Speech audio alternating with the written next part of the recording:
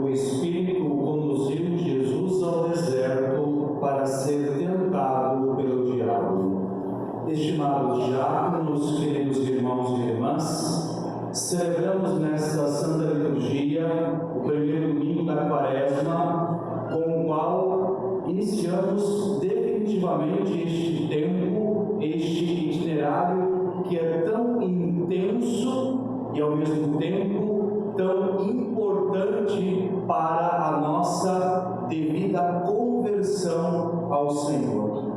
E a liturgia da Igreja nos apresenta a passagem do Evangelho das tentações que Jesus sofre no deserto. Este Evangelho, ele vem iluminar de maneira muito profunda a nossa caminhada, a nossa travessia no deserto desta vida, e nós temos estes ensinamentos belíssimos que nosso Senhor nos dá. Acima de tudo, o ensinamento de que as tentações, elas podem sim ser vencidas. Antes de entrarmos diretamente nas três tentações que Jesus ele sofre, gostaria de pontuar algumas questões, diríamos assim, introdutórias. O Evangelho começa falando: o Espírito conduziu Jesus ao deserto para ser tentado pelo diabo. Vejamos bem, o Espírito, no texto, Espírito está com letra maiúscula, significa que se refere ao Espírito Santo, portanto, a terceira pessoa da Santíssima Trindade. É o próprio Deus quem conduz, no caso, Deus também, a segunda pessoa, nosso Senhor Jesus Cristo, para o deserto e para ser tentado. Vejamos bem, é o próprio Deus quem permite isso. Por quê? Precisamos compreender, em primeiro lugar, e este é o primeiro ponto, que a tentação, ela é uma provação. O que é uma provação? A palavra prova. Quando alguém quer fazer uma faculdade, faz uma prova, o vestibular. Quando alguém quer um cargo público concursado, precisa fazer uma prova. Algumas empresas, quando contratam, quando chamam uma pessoa, uma parte do processo seletivo é uma prova. Se você quer se habilitar a dirigir um carro ou uma moto, precisa fazer 2 provas. Ou seja, a prova, ela vai mostrar se você está apto ou não a fazer aquilo que você deseja fazer. Então, a tentação, ela é realmente uma provação. Ela quer testar se estamos aptos ou não para fazer o caminho de sermos discípulos de nosso Senhor, de seguir o Senhor. Então é por isso que é o próprio Senhor quem conduz para a aprovação, porque é uma maneira de certificar que estamos aptos, que estamos voltados para o Senhor, que não é qualquer outra proposta que vai nos desencaminhar, que vai nos fazer desistir ou querer para aquele lugar que deve ser de Deus por qualquer outra coisa e ou pessoa. Um segundo ponto em relação à tentação, que também é importante compreender, é que tentação não é pecado. Tentação não é pecado. Vai ser pecado quando eu consentir com a tentação. Uma comparação bem simples. Se alguém da tua família, do teu círculo de amigos, chega para você um dia e fala: olha, tal dia foi meu aniversário, ou vai ser, e no domingo a gente vai fazer uma festa lá em casa, um churrasco, e você está convidada a participar dessa festa. Você pode escolher ir ou não. Ali houve um convite. Você ainda não participou e não deixou de participar. Agora, quando chegar o dia da festa, você vai ou não. Se você foi, você participou da festa, você aproveitou, esteve ali, ótimo. Se você não foi, não consentiu, não quis. Deu para entender a diferença entre convite e consentir? Então, a tentação é o convite para o pecado. Agora, se a gente vai consentir, aí é outra história. Então, é importante compreender isso porque nosso Senhor Jesus Cristo, ele foi tentado, mas não havia possibilidade alguma de que ele cometesse pecado. Então, para que ele foi tentado? Aqui entra o terceiro ponto. É o ensinamento do nosso Papa Emérito Bento XVI. Jesus Cristo, ele veio para nos redimir. E para nos redimir, ele assume tudo aquilo que faz parte da vida humana. O Papa chega a dizer, ele entra no mais profundo do drama da existência humana, em tudo, aquilo que é próprio da vida humana. O que São Paulo alerta, Jesus se fez semelhante a nós em tudo, exceto no pecado. Porque o pecado não é uma coisa humana, é uma desordem na nossa natureza. Mas aquilo que é próprio da natureza humana, inclusive ser tentado, ele experimentou. Então, nosso Senhor, ele é tentado porque ele vem e penetra a nossa vida e os dramas, as realidades da nossa vida humana em tudo. Inclusive porque se ele veio para nos redimir, ele veio para nos resgatar, ele veio para nos colocar de volta no caminho, ele passa por tudo aquilo que é necessário que nós passemos para entrarmos no caminho correto, inclusive a tentação.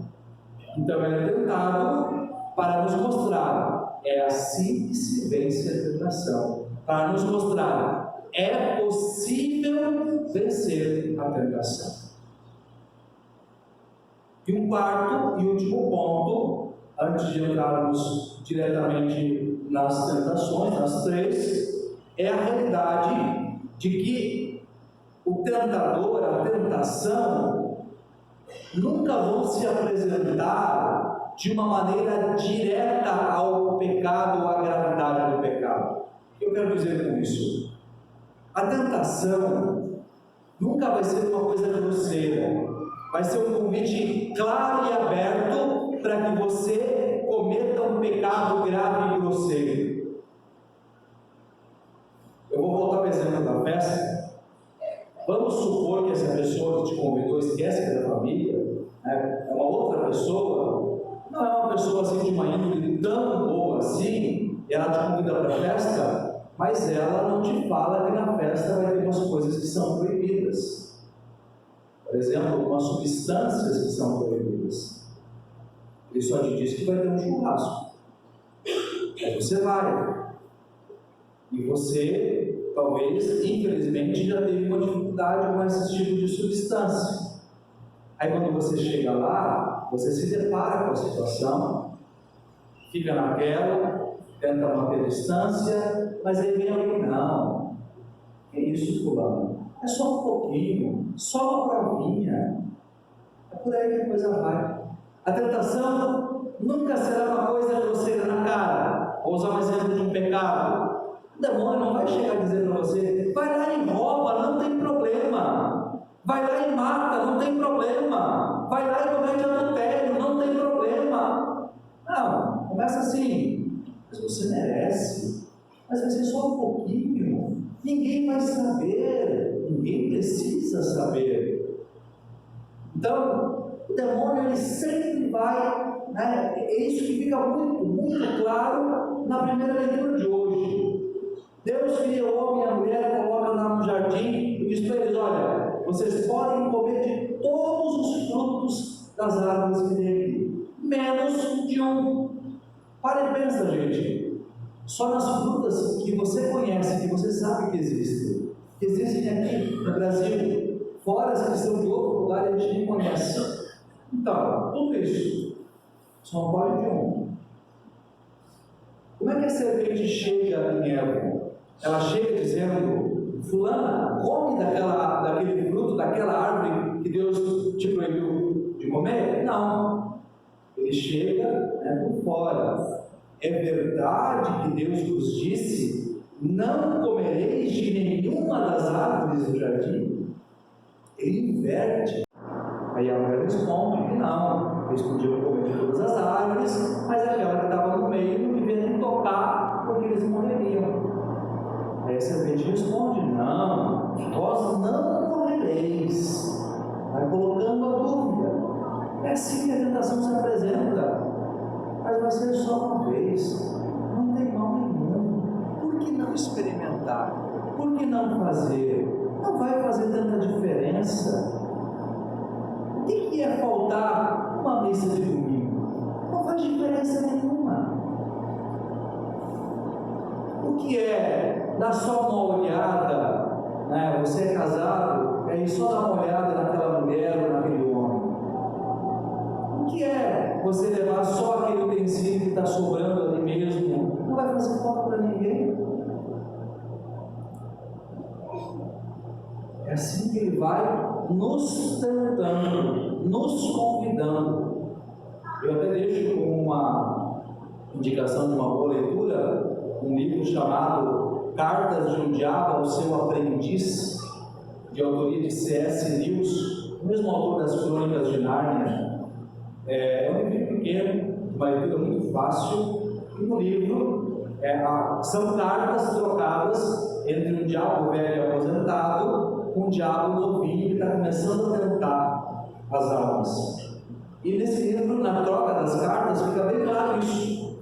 O diabinho novo, inexperiente, quer tentar o paciente, como eles chamam no livro, quer tentar o paciente dele a cair em coisas graves, grosseiras. E o diabo velho, ele diz: não pode ser por aí. Você tem que convencer primeiro que não é tão grave, que não é pecado, essas coisas pequenas, e convencendo ele que isso é uma coisa normal, que todo mundo faz, porque ele não faria, e aí vai indo.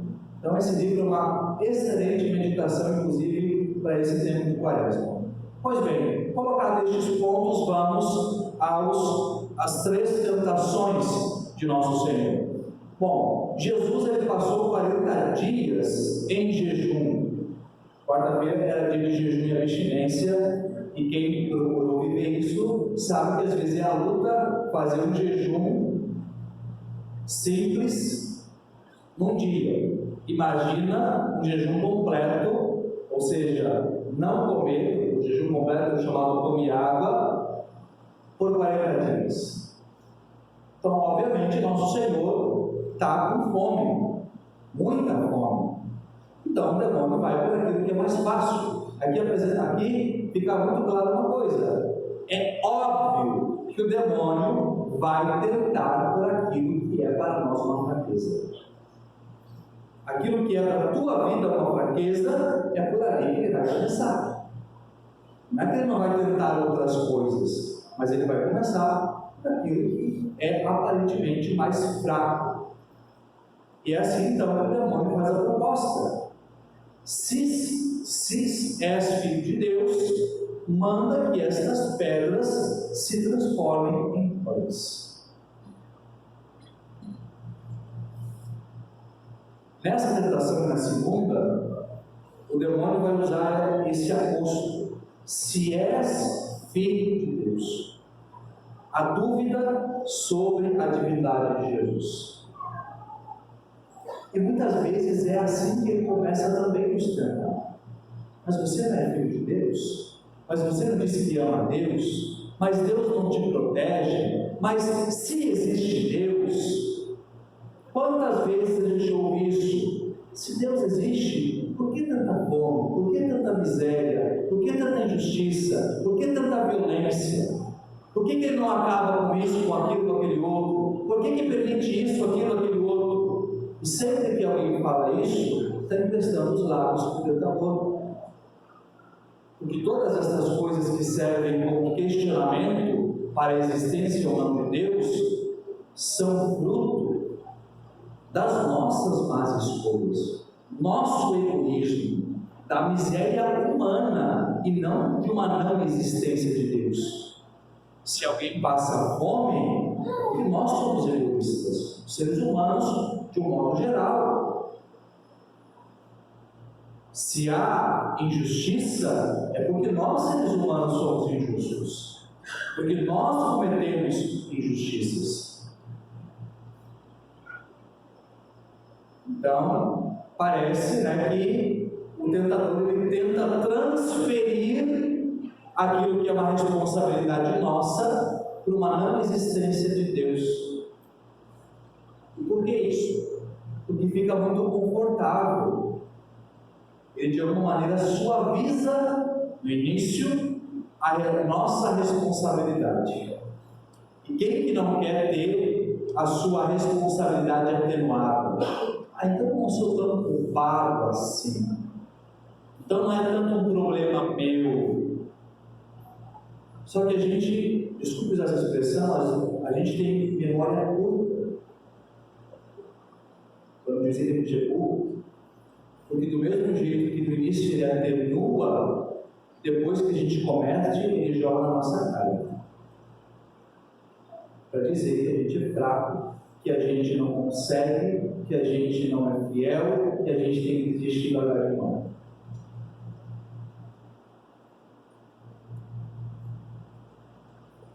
E essa tentação, ela vai muito ao encontro do que eu falava na quarta-feira.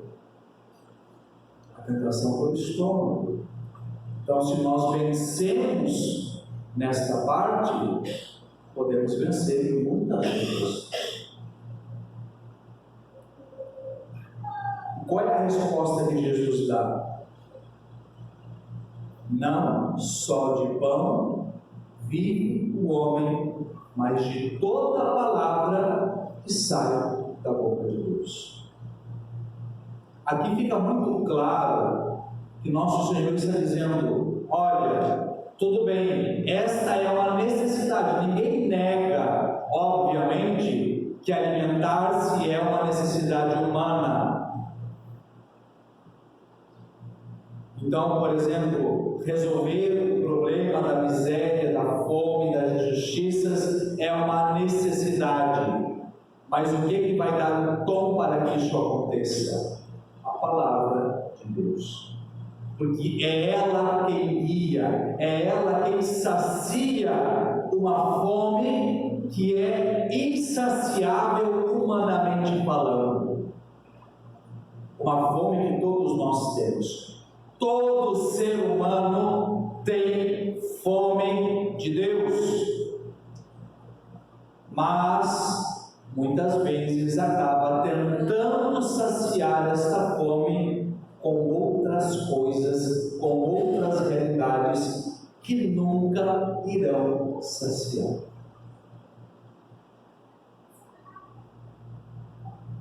Então, o homem não vive somente de pão. A gente precisa dessas coisas, e eu estou falando daquilo que é bom, daquilo que é justo, dessas realidades que são humanas. Por exemplo, não é que a gente, além do pão, não é que a gente não precise, por exemplo, de outras pessoas. Vamos usar um exemplo aqui, de carinho, de atenção. Não é que a gente não precise, não seja bom o descanso, a diversão, o conhecimento. Poderíamos elevar aqui uma série de coisas. Não é que a gente não precise que isso não seja bom, mas a gente não pode querer fazer destas coisas o alimento que vai nos saciar, porque não vai.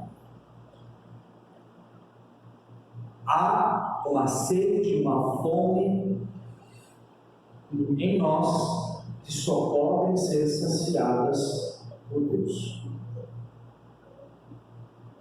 A segunda tentação, o diabo leva Jesus à parte mais alta do templo de Jerusalém e sugere que ele se jogue dali abaixo, citando a palavra de Deus. Respeite. Deus dará ordem aos seus anjos a teu respeito para que eles te levem em sua mão, para que não tropeces em alguma pedra. Aqui é interessante uma coisa, que a gente também abre o olho. O diabo conhece a Sagrada Escritura. Infelizmente, conhece muito mais do que nós. Mas a diferença é que o diabo não consegue crer nesta palavra como nós podemos crer. É aqui que está a diferença. Então, citar a palavra de Deus de cor não é significado de ser alguém justo, porque tem muita gente que cita versículo de cor, mas não crê e não vive. Inclusive, o diabo faz isso, cita para derrubar. Quantas vezes algumas pessoas citam trechos da Escritura para nos tentar, ou até para justificar uma coisa que está errada? Não é porque a palavra está sendo usada certa. A palavra, ela precisa ser lida e acolhida num todo. Essa história de pegar um versículo só é complicado. Imaginem vocês se um dia na rua acontece uma confusão, vocês estão no meio e alguém chega e conta só a parte da história onde você às vezes deu uma resposta atravessada, mas que foi uma resposta justificada por tudo aquilo que veio antes, mas a pessoa só fala da tua resposta. O que vai parecer? Que o problema foi gerado por outra pessoa ou por você? Então, muito cuidado. Astúcia demoníaca de usar a palavra para justificar coisas erradas. Mas Jesus, ele responde com a própria palavra: não tentarás o Senhor teu Deus. De maneira alguma caiamos nesta possível tentação de pôr Deus à prova. Se Deus me ama, isso. Se Deus realmente existe, aquilo. Se Deus realmente está comigo, não sei o que lá. Muito cuidado com isso. Vou repetir o que já disse outras vezes. Não precisa pôr Deus à prova. Deus está contigo sempre. Se Ele não estivesse, você não estaria vivo neste mundo. A pergunta é: você está com Deus? Porque se não é uma aprovação, e aí às vezes Deus até realmente silencia, pode dar a impressão que não está. Se não é isso, é porque você está afastado de Deus. Aí é você que precisa tomar vergonha na cara, girar os calcanhares e voltar para Deus. Terceira tentação: leva Jesus a um alto monte, mostra todos os reinos dos seus poderes e sugere: eu te darei tudo isso se te ajoelhares diante de mim para me adorar. Quantas vezes o demônio nos oferece aquilo que na verdade já é nosso? O que acontece aqui? Ele está oferecendo para Jesus aquilo que já é dele. A palavra, o livro da sabedoria fala: todas as coisas foram criadas por meio dele e para ele. Tudo pertence a Cristo.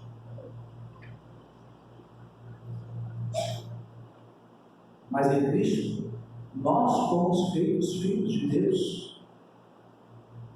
Vamos dar uma escapadinha lá para o livro de Evangelho de São Lucas, capítulo 15, parábola do filho pródigo. No finalzinho da parábola, quando o irmão mais velho não queria entrar na festa, o que o pai disse para o filho? Meu filho, tudo o que é meu é teu. Tudo o que é de Deus é nosso. E Ele nos dará o que é necessário no tempo que for necessário. Então, se é algo bom e justo que buscamos e pedimos a Deus, Ele nos dará no tempo certo. E se Ele não der, é porque não era para dar. Porque até mesmo algo bom e justo, se não é para ser dado, se não é necessário realmente para a nossa salvação, Deus não nos dará. Nós não temos discernimento para saber se aquilo realmente é necessário. Quer ver a prova disso? Quantas pessoas, por exemplo, passam na frente de uma vitrine, olham uma roupa, um calçado, um objeto, eu quero comprar, vai lá e compra, joga no canto da casa e talvez nunca use. Se a gente não consegue nem distinguir o que a gente precisa realmente para vestir ou para usar, quanto mais para o salvar. Então, se Deus nos dá, se é da vontade dele, no tempo dele, ele vai nos dar. Mas compreendamos, tudo aquilo que é necessário realmente para a nossa salvação, para o nosso seguimento a Cristo, já é nosso. Porque Ele nos deu como dom. Ele, nosso Pai, é o dono de todas as coisas. Tudo a Ele pertence. Então, não há motivo para nos dobrarmos à proposta diabólica de o adorarmos, de trocarmos Deus por isso ou por aquilo. Porque o demônio sempre vai pedir algo em troca. Deus nunca pede nada em troca. Isso é uma coisa que ajuda a distinguir o que vem de Deus e o que vem da tentação diabólica. Deus nunca pede algo em troca. Alguém vai dizer, mas então por que Deus pede que eu siga os mandamentos? Porque é para a nossa salvação. Por que Deus pede que eu o adore? Porque é para a nossa salvação. Gente, está bem claro, a nossa adoração não muda nada para Deus. Deus é impassível, Deus não muda. A adoração é para o nosso bem, o culto é para o nosso bem, a oração é para a nossa salvação.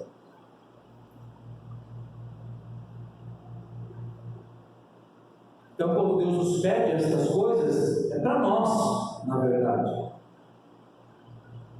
Mas o demônio, quando quer nos oferecer algo, ele pede algo em troca para ele. Por quê? Porque o demônio não pode adorar a Deus, porque o demônio não possui nada. Ele pode nos oferecer, mas ele não possui. E por ele não possuir, ele quer tirar de quem possui. Ele quer tirar de nós. Ele quer nos nivelar a ele. E geralmente, quando o demônio promete algumas coisas, ele dá a sensação de que nós temos. Mas eu já cansei de ouvir a seguinte resposta de algumas pessoas: Padre, eu cedi à tentação e eu, em algum momento, experimentei e vivi aquilo que pedi. Mas depois, o diabo me tirou tudo que ele deu e tirou até mesmo aquilo que não foi ele que deu. É exatamente isso que ele faz. Por isso a resposta que Jesus dá adorarás o Senhor teu Deus e somente a Ele prestarás culto. Somente o Senhor é o nosso Deus. Somente a Ele adoramos. Por isso, somente a Ele somos chamados a amar e temer. Então, que assim, meus irmãos e irmãs, nós possamos, nesta quaresma, estar atentos às tentações, aos convites que receberemos do inimigo, mas sempre com os olhos fixos em Deus, sempre com o nosso olhar nele. Ele venceu e Ele vencerá em nós, à medida em que nós permanecermos com Ele.